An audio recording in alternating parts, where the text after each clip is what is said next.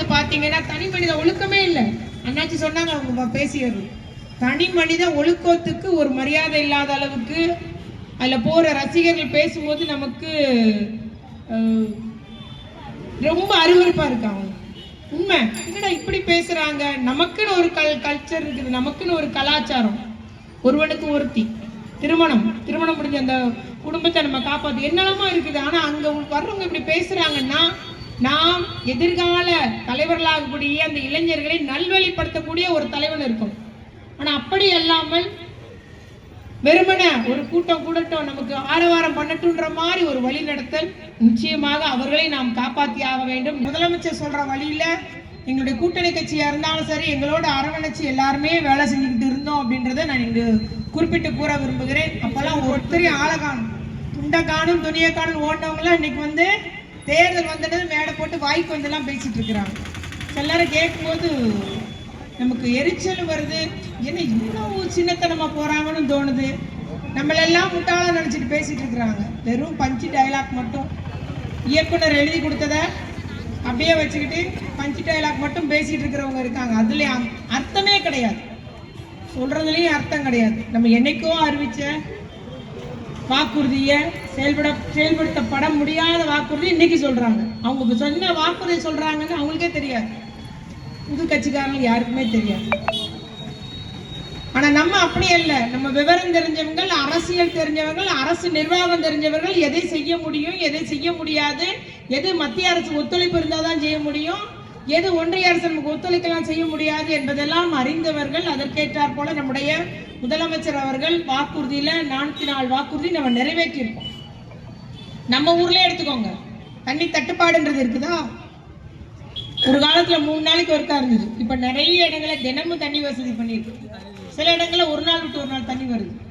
புறநகர் ஃபுல்லா பாத்தீங்கன்னா ரேஸ்புரம்லாம் போனீங்கன்னா வண்டி வச்சு தள்ளிக்கிற ஒரு தனி ஒரு காட்சியை நம்ம பார்க்கலாம். ஒரு வண்டியில 4 குடம், அதுவும் பெண்கள் தான் தள்ளிட்டு போவாங்க. இன்னைக்கு அவங்களாம் அப்படி இல்லை, வீட்டு வாசல்ல தண்ணி கிடைக்கும். ஆக நல்ல முறையில குடிநீர் வசதி செஞ்சிருக்கிறோம், அடிப்படை கட்டமைப்பு வசதி செஞ்சிருக்கோம். பூங்காவா இருந்தாலும், மகளிர் பூங்காவா இருந்தாலும், இல்லை அறிவுசார் மையங்களா இருந்தாலும், லைப்ரரி 210 டிரான்ஸ்ஃபார்மர்கள் அமைச்சிருக்கோம். தூத்துக்குடி தொகுதியில மட்டும் எங்கெல்லாம் குறைந்த அந்த மின் அழுத்தம் இருந்தது அங்கெல்லாம் சரி செய்யப்பட்டிருக்கு. 13 புதிய ஆஸ்பத்திரி கொண்டு வந்திருக்கும். இவ்வாறு படிப்படியாக கட்டமைப்பு சாலை, பேவர் பிளாக் சாலைகள், மழைநீர் வடிகால், எப்போதும் சின்ன மழை வந்தாலும் பிரைனரா இருக்கட்டும், அம்பேத்கரா இருக்கட்டும், ரூல்கமாபுரமா இருக்கட்டும், எல்லாம் தண்ணியில மிதக்கும்.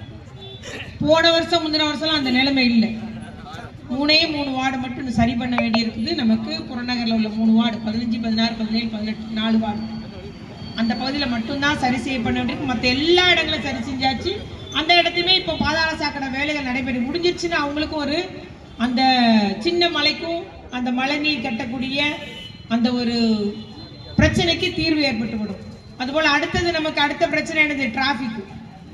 அதையும் நம்ம வருங்காலத்தை சரி செய்ய பண்ண வேண்டும் என்று எல்லாம் நம்ம திட்டங்கள் வச்சிருக்கோம். இவ்வாறு நம்முடைய சொன்னதை செய்யக்கூடிய மக்களோடு மக்களாக இருந்து மக்கள் பிரச்சனையும் நம்முடைய பிரச்சனையாக இருந்து செய்யக்கூடியவர்கள் தான் எங்களுடைய கூட்டணி கட்சியினர் என்பதை நான் இங்கு கூறிக்கொள்ள விரும்புகிறேன். அண்ணன் சொல்லும்போது 3000 கோயில்ட்டாரு, 4000 கோயில் 4000 கோயில் இன்னைக்கு வந்து நம்ம கும்பாபிஷேகம் நடத்தப்பட்டுள்ளது, குடமுழுக்கு நடத்தப்பட்டுள்ளது என்பது ஒரு பெரிய வரலாற்று சாதனையா சொல்லலாம்.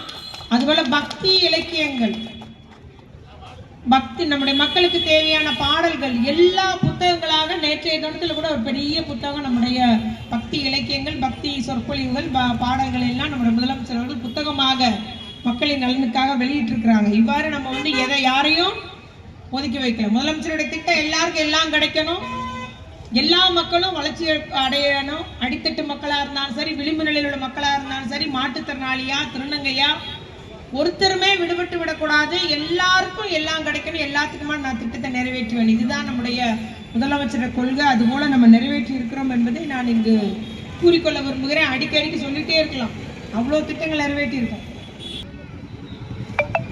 இன்னொரு புதுசா ஒருத்தவங்க வந்து பேசிட்டு இருக்கிறாங்க. அதுலலாம் வந்து பாத்தீங்கன்னா தனி மனித ஒழுக்கமே இல்லை. அண்ணாச்சி சொன்னாங்க அவங்க பேசியது. தனி மனித ஒழுக்கத்துக்கு ஒரு மரியாதை இல்லாத அளவுக்கு அதுல போற ரசிகர்கள் பேசும்போது நமக்கு ரொம்ப அருவருப்பா இருக்காங்க. உண்மை. என்னடா இப்படி பேசுறாங்க? நமக்குன்னு ஒரு கல்ச்சர் இருக்குது, நமக்குன்னு ஒரு கலாச்சாரம்.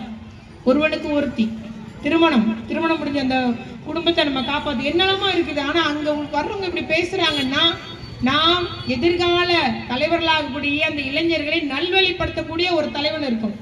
ஆனா அப்படி அல்லாமல் வெறுமன ஒரு கூட்டம் கூடட்டும், நமக்கு ஆரவாரம் பண்ணட்டுன்ற மாதிரி ஒரு வழி நடத்தல், நிச்சயமாக அவர்களை நாம் காப்பாற்றி ஆக வேண்டும். நிச்சயமாக அவர்களும் நம்மை புரிந்து கொள்வார்கள் என்று கூறிக்கொண்டு கலந்து கொண்டுள்ள அத்தனை பேருக்கு நன்றி. நம்முடைய கூட்ட ஏற்பாடு செய்த வட்டக்கழகம் 39வது வட்டக்கழக நிர்வாகிகள் உள்ளிட்ட அத்தனை பேருக்கு நன்றி கூறிக்கொண்டு தொடர்ந்து நாம் களப்பணியாற்றுவோம், வெற்றி கனியை பறிப்போம், தமிழ்நாட்டை காத்திடுவோம் என்று கூறி முடிக்கிறேன். நன்றி, வணக்கம்.